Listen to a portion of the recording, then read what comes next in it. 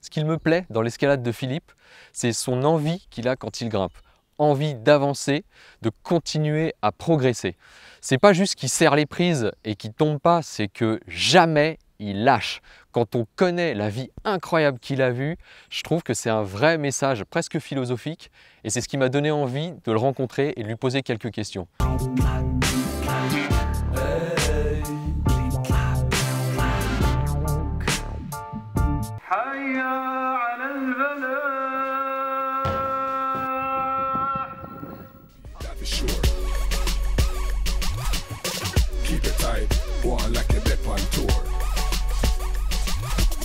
Turn up the bass, you run the place. Them other gyal just a chat and them a trace. Original, this a one man that's an originally. Originally one come to shock you out. It's original, come on, this a one man you know say man original. This a one man that's an originally. Originally one come to shock you out.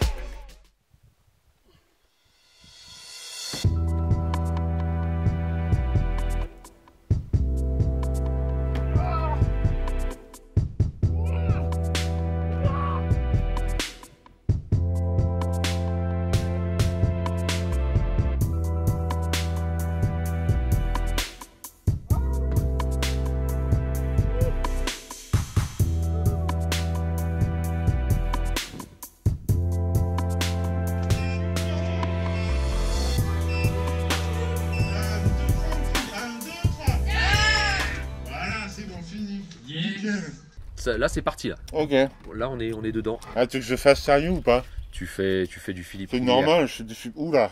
Tu fais ce que tu veux. Oula. Si t'as du Philippe Rivière, tu vas avoir du gros quoi. Ah bien sûr. Alors en fait, moi j'ai commencé l'escalade déjà pas par choix, mais plutôt par dépit. On n'a pas voulu de moi dans un club de vélo parce que j'étais handicapé.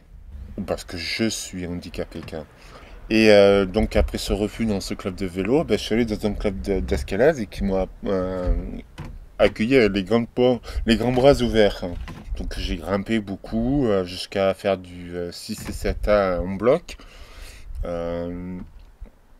Et puis quand j'ai gagné ma première médaille de bronze au premier championnat du monde à Arco en 2011, mais l'année d'après, parce que j'ai fait des tests avec un ami, Laurent Vigouroux, qui est chercheur à Marseille et qui a étudié un petit peu ma force intrinsèque, c'est-à-dire qu'il a fait une étude comparative entre les grimpeurs de cet âge jusqu'à 8C et il s'est rendu compte que mes extenseurs et fléchisseurs marchaient pas comme tout le monde. On arrive un petit peu à s'imaginer, ma force représente 20% de la chaîne.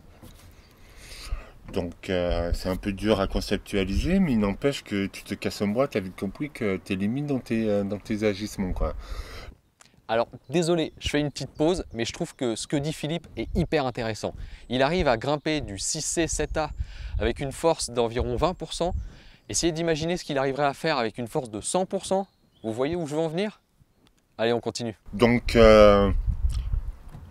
d'apprendre des nouvelles sur son corps, et puis d'avoir fait un film qui s'appelle Wild One, de connaître mon passé, d'avoir résolu la problématique du handicap, chose est que j'ai appris que je pouvais finalement prendre des inversés, ou que je pouvais commencer à arquer les prises, et que justement l'année 2012, je me suis entraîné en Slovénie avec mon pote Or Cherovin. On est revenu à la base de l'escalade. On est reparti dans le 5+. On est reparti dans les délires de opposition de bras à pied. Parce que comme moi j'ai pas de force dans les avant-bras, je compense par des poussées vers le côté ou vers le haut ou vers le bas quoi. Donc c'est jamais ce que vous faites en escalade, c'est vous attrapez la prise, vous fermez avec votre avant-bras les muscles et après vous faites le mouvement. Et c'est cette étape que je fais pas quoi. Je mets la main sur la prise et je pousse vers le bas quoi. Donc c'est tout un bagage au niveau du corps. Et lui, il m'a forcé à faire ce que j'avais un défaut avant, et c'est ce qui me posait beaucoup de problèmes de steak au niveau du pouce droit, on le verra pas à la caméra, mais je mets mon pouce sur la prise. Donc imagine qu'il y a de l'espace et il y a le rocher ici. Hein. Ouais. Je mets tac et je fermais comme ça. Donc je pouvais pas toujours prendre les prises, quoi.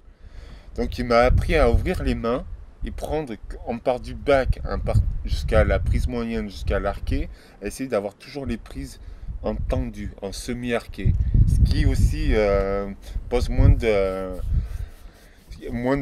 d'accidents. On évite de se faire mal aussi en prenant les prises comme ça, parce qu'il y a pas il y a le phénomène de la poulie, il n'y est pas, quoi. Et d'avoir un peu un semi-arqué, ça permet de respecter les angles. Donc, pour en venir, en fait, mes mains, surtout la main droite, qui se voit, en fait, naturellement, j'avais les doigts un peu plus rentrés à l'intérieur, naturellement au repos, quoi. Quand j'étais comme ça au repos, et maintenant j'ai les mains un peu plus ouvertes. Du coup, maintenant ce que je peux faire, c'est prendre les prises en ouvertes et d'avoir une allonge, et du coup ça repose pas un problème, mais ce que dit un pote à moi, il me dit, t'as de la chance, t'as une deuxième carrière dans ta vie sportive. Donc l'escalade m'a apporté beaucoup plus que ce que peut-être aurait pu faire un kiné ou j'en sais rien, quoi.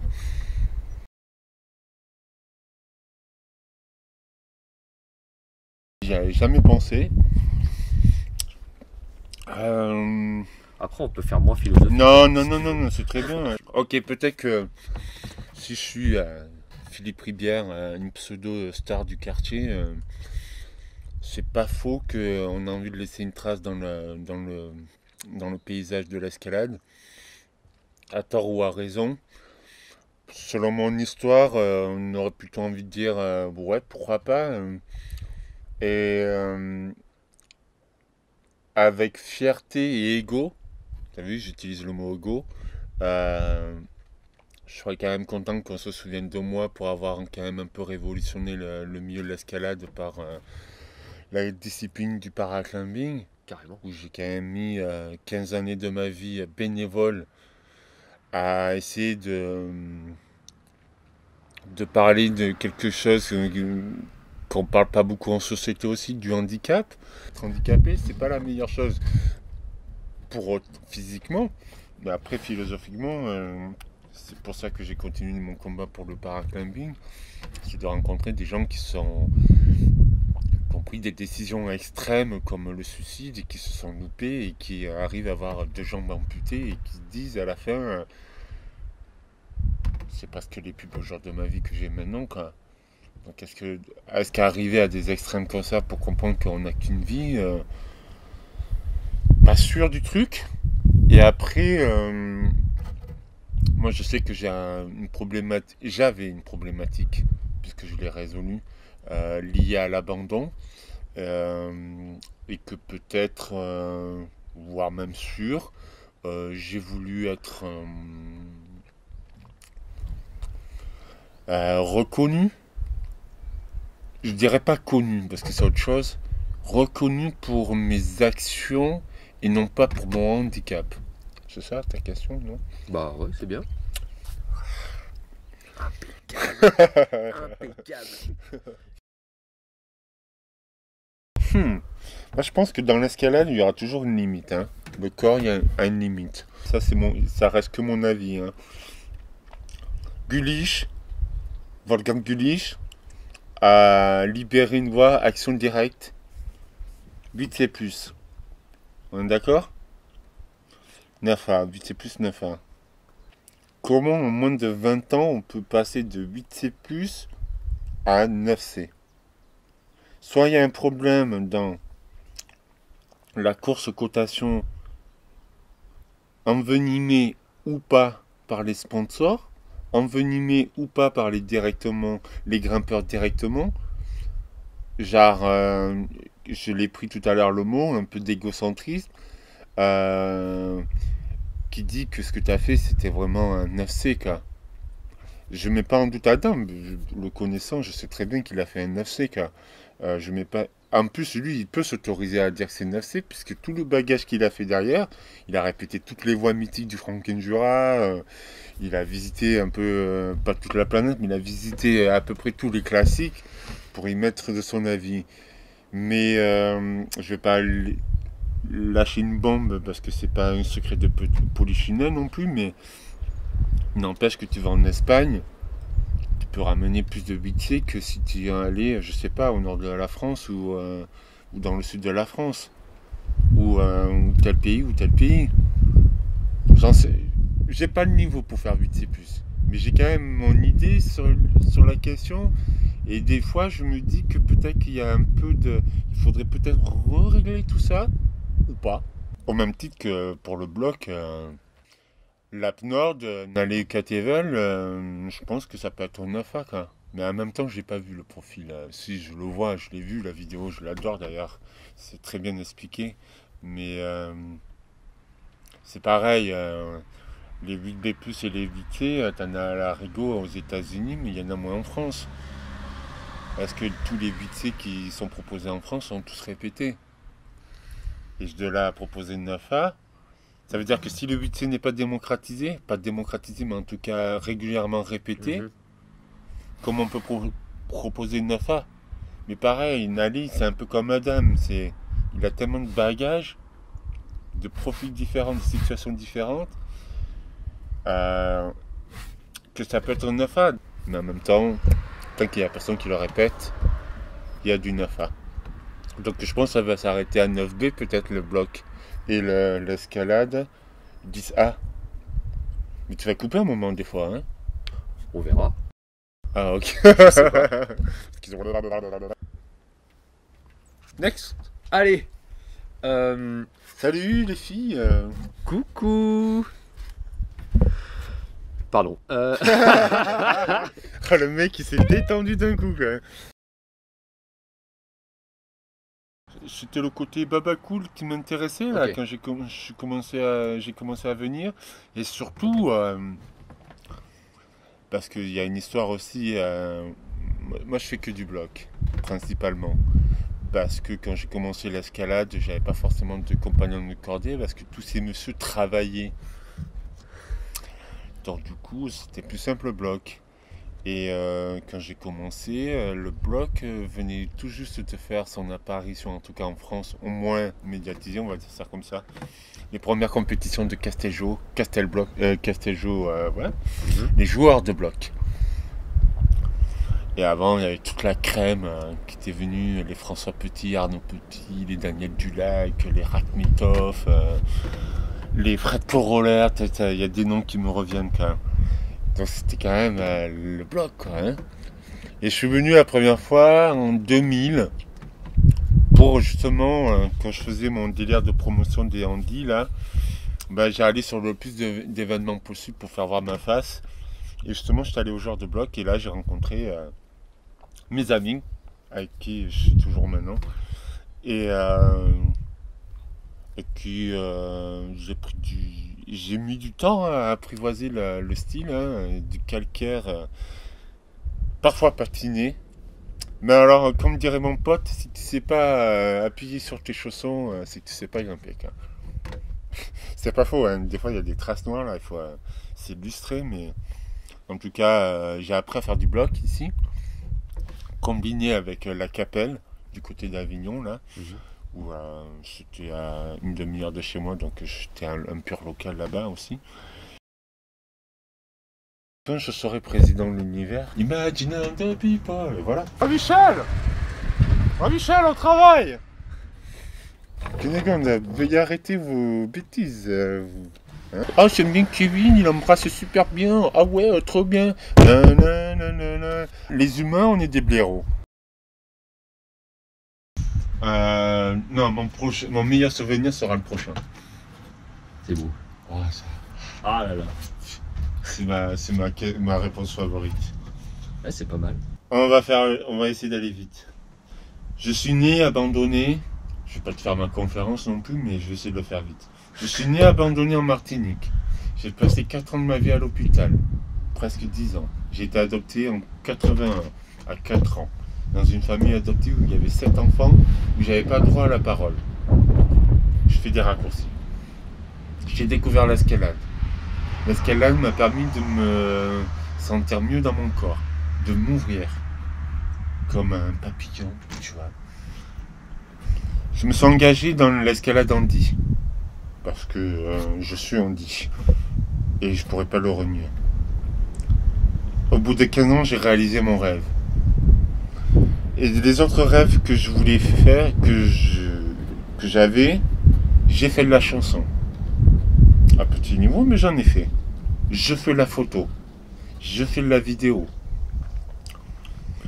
À un moment donné, je me suis dit, ben, pour ne pas être un consommateur de l'escalade, je vais ouvrir des blocs. Comme ça, au moins, ça évitera que la prochaine fois, je dis, oh putain, le mec, il a mal nettoyé. Hein. Ouais. Quand tu vois ce que c'est comme boulot après derrière, Ouais. tu bouges ta bouche. Hein. Donc je bouge ma bouche. Par contre, je serais trop content que les gens viennent plus tard essayer mes blocs. Donc, je mets 3 ans à ouvrir pour le moment. Et puis, entre-temps, j'ai fait un tour d'Europe. Pendant 1 an dans un camion, sponsorisé par Pazel qui m'a donné un camion, entre autres. Et il y avait d'autres sponsors. Mais surtout, l'État français a reconnu mon travail par le ministère des Affaires sociales et du handicap et le ministère des Affaires étrangères avec Bernard Kouchner qui a mis en place pour moi une tournée de conférences dans les ambassades françaises. C'est quand même pas rien, quoi. C'est classe. C'est pas un handicapé qui le fera tous les jours et en plus qui fait de l'escalade. Donc ça. Et entre-temps, j'ai rencontré ce qui fut à un moment donné ma chérie en Slovénie. Et puis on a fait un film sur moi. Un Slovène aussi. D'ailleurs, c'est pour ça que la Slovénie, pour moi, est mon 2e pays d'adoption. Et on a fait un film qui s'appelle Wild One. Je suis encore là sur cette terre, toujours vivant et à la recherche de l'amour. Pour cela, j'ai besoin d'éléments concrets pour trouver cet élément que nous tous cherchons quotidiennement.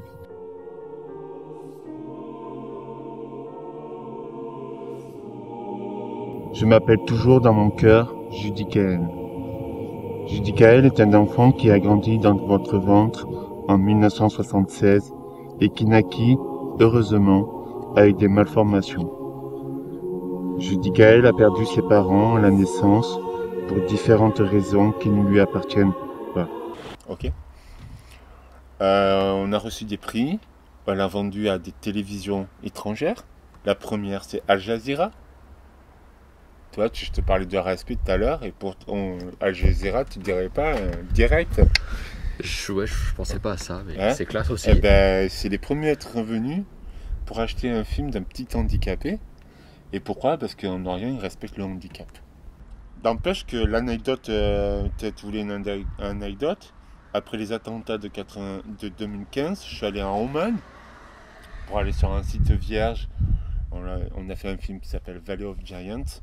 Et on était au supermarché, il y a un petit bonhomme qui regarde mon pied, parce que j'ai un orteil qui passe par-dessus le gros orteil. Et il était là avec son père, il dit, papa. Il vient vers nous. Pourquoi monsieur il est handicapé? Alors mon pote il lui explique et tout. Et là le petit nous interrompt, il fait ah mais c'est un cadeau d'Allah. Le petit merdeux il me dit c'est un cadeau d'Allah. Alors qu'en Occident, on a voulu me tuer 3 fois. Ça aussi c'est des anecdotes. Il faut venir dans mes conférences pour les entendre ces anecdotes. Mais c'est hyper violent quoi. Mais et voilà, et donc le handicap est vénéré. Eh ben, dis-toi que mon film, j'ai jamais vendu en France. Jamais. Je suis jamais invité en France. Le handicap m'a permis de m'élever. Car de toute façon, je ne pouvais pas aller plus bas que terre. Donc je me suis élevé. Et ce que je fais maintenant en répondant à ton interview, entre autres, et les autres qui vont venir peut-être, s'il y a un adulte, un enfant, handicapé ou pas, qui entend ce que je suis en train de raconter et qui s'y reconnaît, j'ai fait mon taf. Et là, je peux mourir en paix. Au moins, je pense que je peux avoir ma conscience tranquille. Merci beaucoup. De nada. Il est tout content.